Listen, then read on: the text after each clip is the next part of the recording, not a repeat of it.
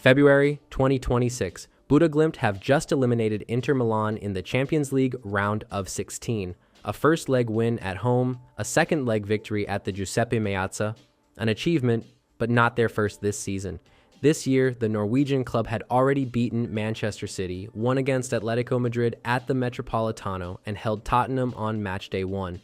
And in their starting 11 against Inter, there were 9 Norwegians, only 2 of them full internationals, a club from a city of 50,000 inhabitants, located north of the Arctic Circle with no billionaire owner and no superstars. So the question is simple: is this just an exceptional moment, an anomaly in European football history, or is Bodo Glimt building something sustainable, capable of turning them into a long-term Champions League contender? That's what we're going to analyze. But to truly understand how a club from northern Norway managed to defeat Europe's giants this season, we need to go back to its origins and understand how this club, with its unique history, got here. Bodo Glimt's appeal today is also rooted in how their story began, with exclusion.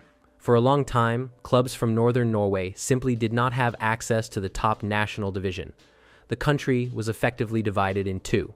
In the south, major cities, infrastructure, official competitions.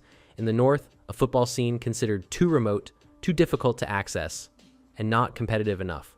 Travel distances were deemed excessive, the climate too harsh.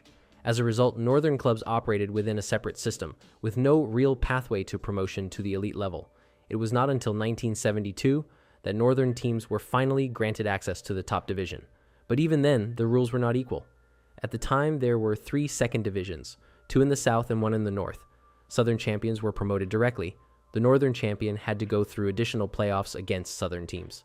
In 1974 and 1975, Bodo Glimt won their division, but failed in the playoffs. It was only in 1976 that the club finally reached the top division, a hard-fought promotion, almost symbolic, like a geographical revenge.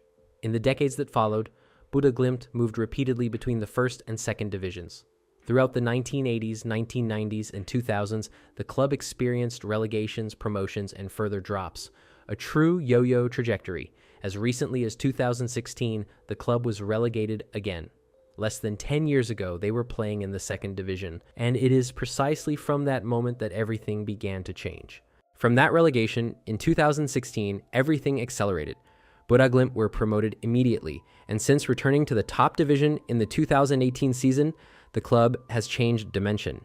Since 2018, Bodo Glimt have won 4 league titles in 8 seasons. The first, in 2020, remains the most striking: 81 points out of 90 possible and 103 goals scored. An almost perfect season.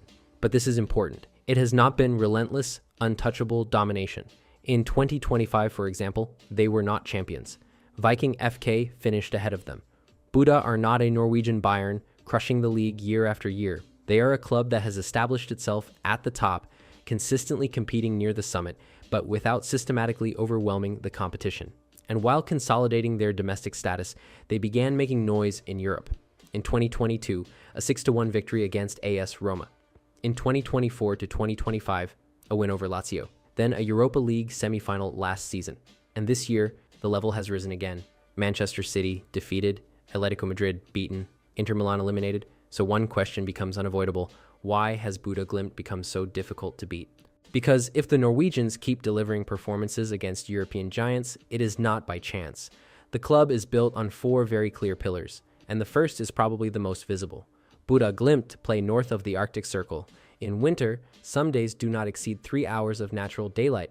Temperatures regularly drop below 0. The stadium, with a capacity of around 8,000 seats, is surrounded by snow for a large part of the year. The pitch is artificial and heated, a radically different environment from what major European clubs are used to. But this is not just about the weather, it is about adaptation. Bodo's players are used to these conditions. They train on them and live in them. Their opponents arrive for 90 minutes. The victories against Roma, Lazio, Manchester City, and Inter all share one common element. They began with a confrontation in this specific context. The stadium has become a fortress, a disadvantage for visitors, a strategic advantage for Bodo. But that is only part of the explanation, because it does not explain how they managed to beat Atlético and Inter away from home. And that is where the second pillar comes in, a more structural one. Bodo Glimt do not recruit like most European clubs. They do not chase big names. They target specific profiles. Their recruitment area is highly focused. primarily Northern Europe, as reflected in the match sheet against Inter, 19 Norwegians, 3 Danes, and 1 Russian. Players already familiar with demanding climates, players capable of quickly adapting to the local culture, players whose costs remain controlled. They have identified an underexploited market, a market where competition from major clubs is weaker, a market where they can detect talent before it becomes unaffordable. The model is simple but effective. Recruit early, develop, increase value, and sell if necessary. It is coherent recruitment, and that coherence allows the club to maintain financial balance while staying competitive. But recruitment is only part of the model, because Bodø Glimt do not rely solely on the market. The third pillar runs even deeper. Bodø Glimt rely heavily on their region. The city has around 50,000 inhabitants, and yet between 85% and 90% of the U19 squad comes directly from the region. The club has invested in infrastructure adapted to the climate, including indoor training facilities during winter, ensuring continuity in development despite extreme conditions. But this success creates a new challenge. The more Bodø Glimt perform, the more attractive their academy becomes. Major European clubs begin to scout, recruit, and anticipate. The model works, but it is now visible. And the more visible a model becomes, the more exposed it is. This is where the question of sustainability already begins to emerge. But before addressing that, one essential pillar remains, the one that structures the club's identity on a daily basis.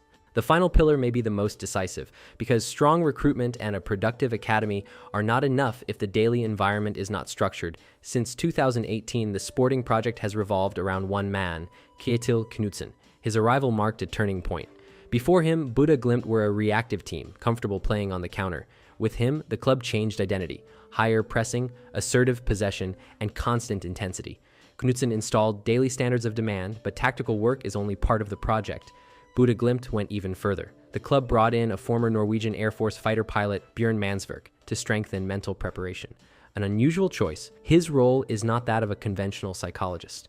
He applies methodologies drawn from military environments, working on concentration, stress management, and task repetition under pressure.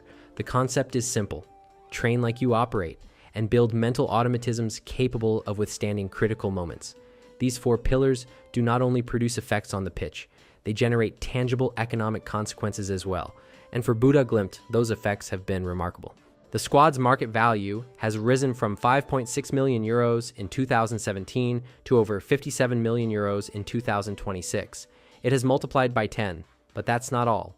European revenues have reshaped the club's financial structure. With an annual budget of around 30 million euros, the 2024 to 2025 Europa League semifinal alone generated nearly 20 million euros.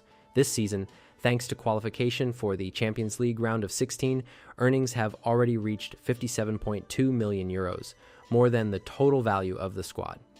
A single European campaign can therefore represent almost 2 full seasons of operating budget. For comparison, the entire Norwegian league distributes around 42 million euros to all its clubs combined. Bodø Glimt can exceed that amount in just 1 successful European season. These performances have already produced concrete effects. The club has reinvested in its academy, in its internal structure, and above all, in a major project: the construction of a new stadium. The current stadium has become too small and too costly to maintain under UEFA standards. This project is not merely aesthetic ambition, it is a statement of intent. Bodø Glimt are trying to convert short-term sporting success into long-term infrastructure. But this momentum raises a fundamental question. European revenues can accelerate growth, but they are never guaranteed.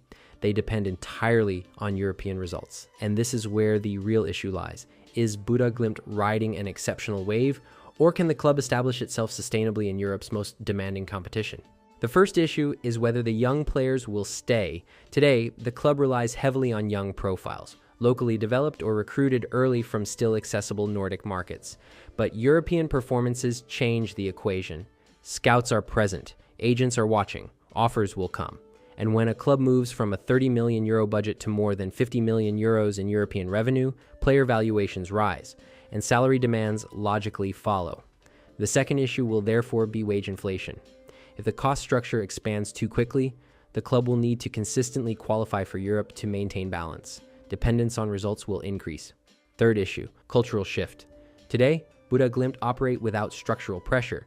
Every performance is a bonus, but if the club becomes a regular in the Champions League, perception changes, expectations rise. the outsider identity can turn into an obligation to deliver. And that is often the moment when the original culture begins to erode. The paradox is clear. Strong performances inevitably lead to departures, but selling weakens the team.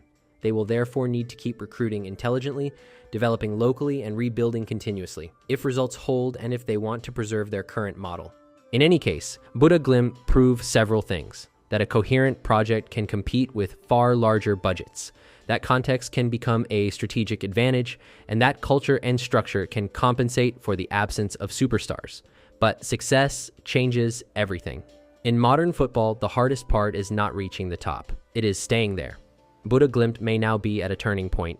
Either this generation represents an exceptional peak in the club's history, or it marks the beginning of a model capable of establishing itself sustainably in the Champions League or the Europa League. So the question is simple: can Bodø Glimt become a lasting force in European football, or will this run only last 2 or 3 seasons? Let me know what you think in the comments. And if you enjoyed the video, don't forget to like it, boost it, and subscribe so you don't miss the next analyses. See you soon. Bye.